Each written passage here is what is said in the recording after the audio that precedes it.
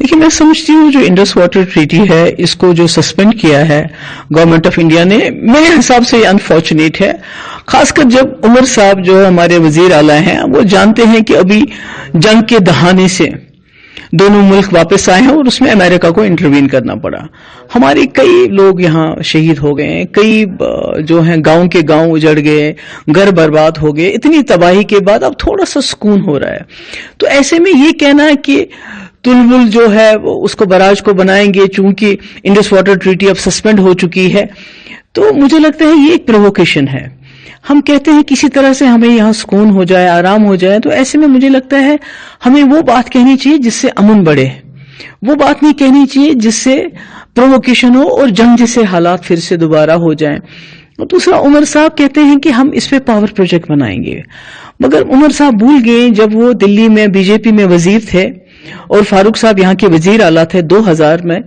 तो 7 power project, 1 नहीं, 2 नहीं, 3 नहीं, 7 पावर प्रोजेक्ट उस वक्त फारूक साहब ने दिल्ली को तोहफे में दे दिए मूंगफली के दाम।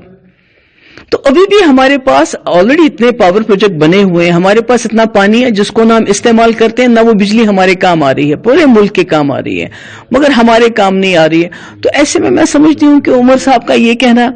कि इस इंडस वाटर ट्रीटी के फेवर में सपोर्ट में खड़े होना, मुझे लगता है हम यजीद हमको नहीं बनना चाहिए, क्योंकि यजीद ने पानी बंद किया था,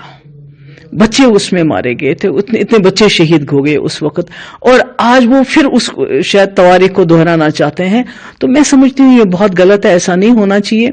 क्योंकि बार बार दिल्ली की जो सरकार वो कहती है हमारा पाकिस्तान के साथ हर मसला बायलेटरल है, मगर जब जंग हुई जिसमें फारूक साहब ने कहा कि बालाकोट से ज्यादा कुछ बढ़िया होना चाहिए, तो उससे बड़ा तो हो गया, बच्चे भी मर गए, औरतें मर गई, हमारे तबाही हो गई, मगर ट्रंप को इंटरवीन करना पड़ा। अगर ये दोबारा अब फिर जो इंडस वाटर ट्रीटी के ऊपर ये फिर से उसको बंद करते हैं, तो फिर जो दुनिया की ताकतें हैं, वर्ल्ड पावर लाइक ट्रंप फिर इंटरवीन करेगा। तो हमें दायरे से हम बाहर आ चुके हैं और आप पीस की बात कर रही हैं, आपको लग रहा है कि इशारा दोबारा से ये है कि हालात खराब हो? बिल्कुल, मैं कहती हूँ कि जो हमारे जो टेलीविजन चैनल जो नेशनल लेवल पे हैं,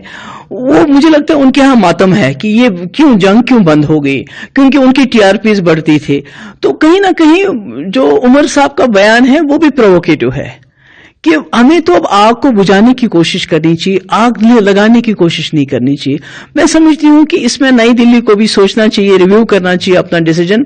और पाकिस्तान को भी रिव्यू करना है जो उन्होंने शिमला एग्रीमेंट को सस्पेंड किया। दोनों तरफ से रिव्यू होना चाहिए ताकि हम आपस के मसले बायलेटरली हल कर सकें, रादर देन कि कोई तीसरी ताकत आके बीच में हमारे खड़े हो जाए। हमें आपस में मिल बैठ के हर मसला हल करना चाहिए।